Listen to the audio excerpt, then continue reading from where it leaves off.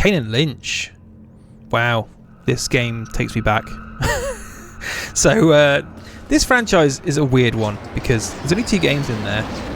It's super controversial and not for great reason, especially since the games themselves aren't great.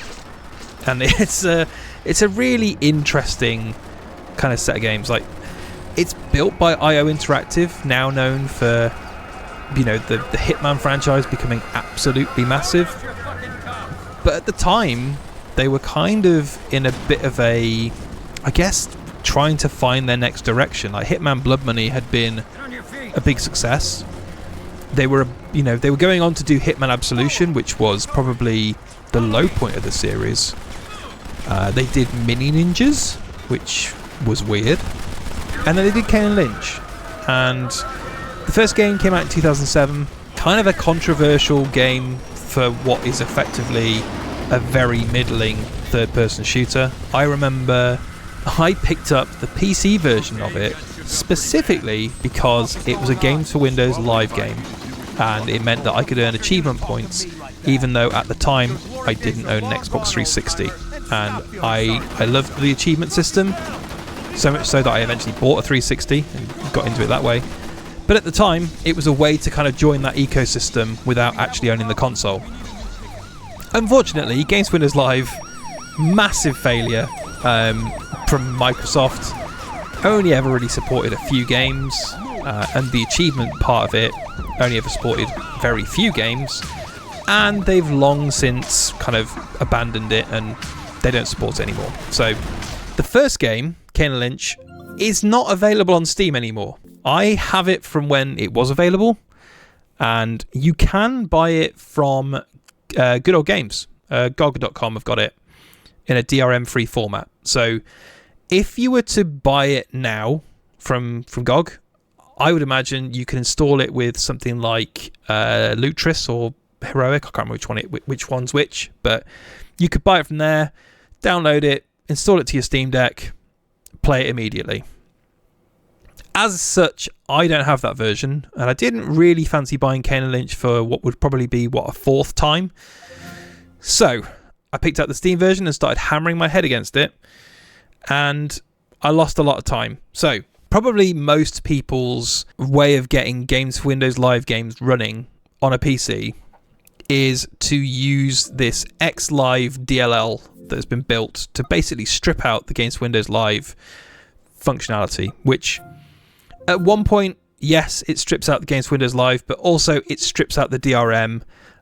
It means that you are kind of disconnected from any networking, which for these games, they're so old that there is no networking left in them anyway. And it means you can't get achievements. So on Windows, when I've been faced with that, I have always gone the much longer route of trying to get Games for Windows Live up and running on the machine. And I've managed to get it running in Windows 7, Windows 8. I think I've even managed to get it running in Windows 10. So that was my area of attack for this, is that I didn't want to go down the path of just downloading DLLs and then effectively cracking Games for Windows Live out of the game. I wanted to get it running legitimately. And there's a number of different ways you can do that.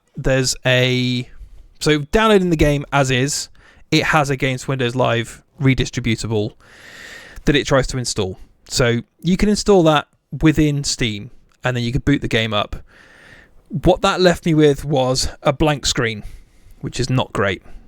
So clearly some more tinkering was going to have to happen. The other thing you can do is you can download the Games for Windows Live client from the PC Gaming Wiki.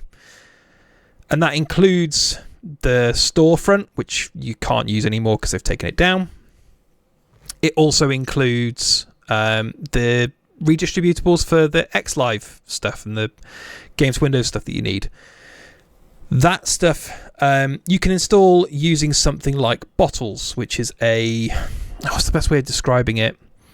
It basically allows you to tweak the various kind of settings for each virtual. It's not really a virtual machine, but the kind of the blueprint for what the game will be running under, and that's that kind of Wine compatibility layer or Proton.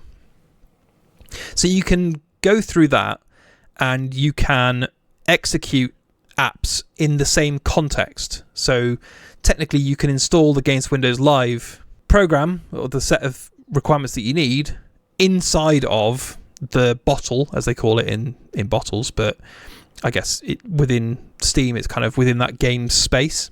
And so you're kind of configuring, because the way this stuff seems to work is that you're configuring a Windows-like environment inside of Linux. That's a very long way of describing it, and it didn't work. So you can see me kind of going through setup process multiple times, and not really getting very far.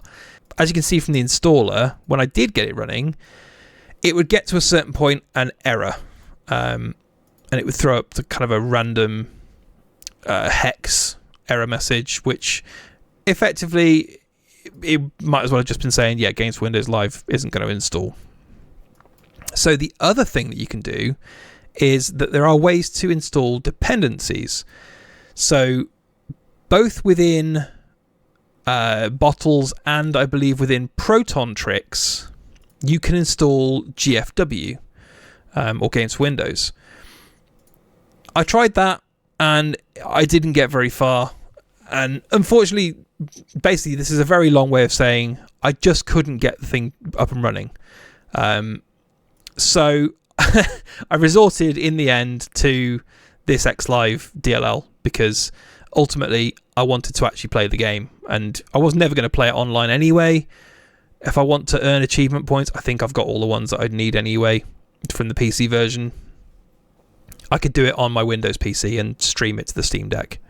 But for all intents and purposes, I have to believe that there is a way to get this running within Proton, but I just couldn't in this situation. So install those DLLs, and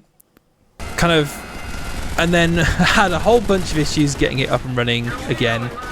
But once I did, the performance was pretty decent. So I started by kind of setting a custom resolution because I figured the game was of an age where you could probably get away with that. Surprisingly GPU dependent, which I wasn't expecting. But yeah, this game will run at 720. It will run at 1080. I think the only thing that really taxed it was kind of some smoke, potentially some explosions and things, but it's playable. I think the 720 version of it would probably be a lot easier to get up and running and probably would use less battery. Although again, you're probably not going to be using 1080p on battery. I guess the thing for me is, yes, you can get it up and running, but it's a bit of a faff. And I think at this point, certainly because you can't get Kane Lynch on Steam currently, you are better off going to Good Old Games and paying them for the work that they've done to strip all that stuff out and install it that way. Because the performance of it is perfectly fine.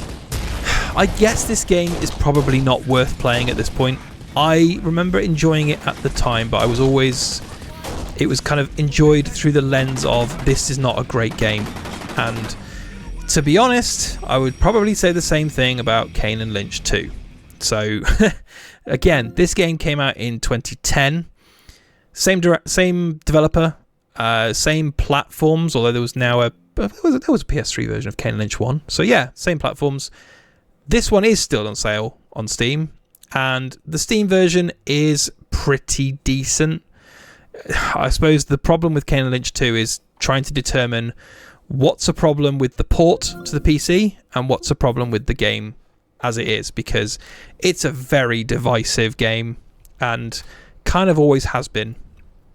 It's a much more extreme game. It's got a very definite visual style, which is one of the things that I like about it. It's not subtle by any stretch of the imagination, but it runs really well on the Steam Deck. And I guess this is the part where I admit that I played through the entirety of the campaign on my Steam Deck, because after recording this, I kind of just kept going. It runs perfectly well. It's, you know, pretty much 60 FPS the entire way. Didn't really chew through that much battery. I guess the thing is, it's not a particularly demanding game because I think a lot of the visuals are based on the visual effects. And so it ends up being a game that's quite stylized rather than being particularly intensive. The thing I would say about Kane Lynch 2 is that it is grim, each to their own in terms of these games as to whether they find them interesting to play or even want to kind of deal with them. I think the thing is, you can play Kane Lynch 2 on a Steam Deck, absolutely. The question then is, would you want to play Kane Lynch 2 at all? I think it's worth seeing because I've never seen a game look like that, even, you know, 14 years after it came out. It's quite a unique looking game.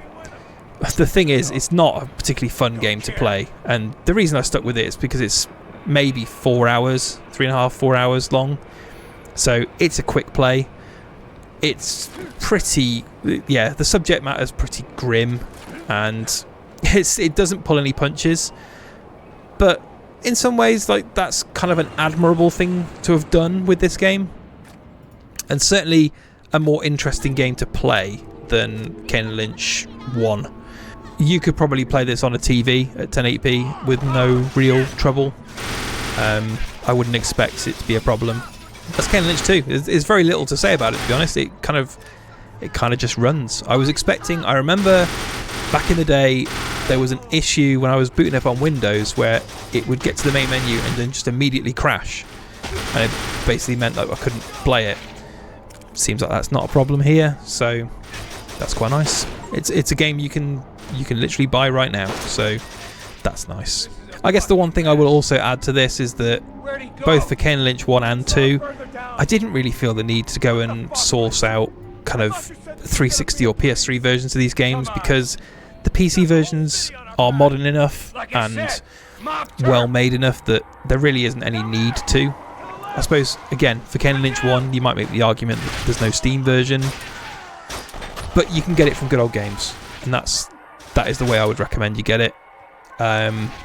I guess we will never see Kane Lynch ever again. I don't think there was at the time there was talk about making a Kane Lynch movie. I just think this series is probably dead, and especially with the amount of movement that the Eidos games have made, going from Eidos Interactive into Square Enix, and then Square Enix has kind of been selling off its non-Japanese parts of its company, so IO Interactive are now completely independent. So yeah, I don't think we'll see Kane Lynch ever again. I don't think that's necessarily a bad thing. But the fact that this game exists at all, the fact that it was a sequel and it's as weird as it is, I think is worth celebrating, even if the actual game part of it is not great. So you too can play the entirety of Kane Lynch 2 on your Steam Deck. I'm not going to tell you what to do, but there are literally thousands of other games that you could be playing. What just happened? Did he just... The fuck just happened?